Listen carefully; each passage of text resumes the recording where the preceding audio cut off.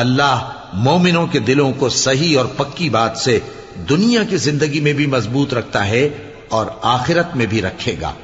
और अल्लाह बेइंसाफों को गुमराह कर देता है और अल्लाह जो चाहता है करता है। क्या तुमने उन लोगों को नहीं देखा जिन्होंने अल्लाह के एहसान को नाशुक्री से बदल दिया और अपनी कौम को तबाही के घर में ला उतारा, यानी दोज़ख में कि सब नाशुक्रे उसमें दाखिल होंगे और वो बुरा ठिकाना है।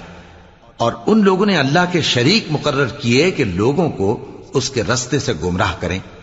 कह दो कि चंद रोज फायदे उठा लो, आखिरकार तुमको दोज़ख की तरफ लौट कर जाना है। ऐ पैगंबर, मेरे मोमिन बंदों से कह दो कि नमाज पढ़ा करें और उस दिन के आने से पेशतर जिसमें न अमाल का सौदा होगा और न दोस्ती काम आएगी, हमारे दिए हुए माल में से पोशीदा और अलानिया खर्च करते रहें।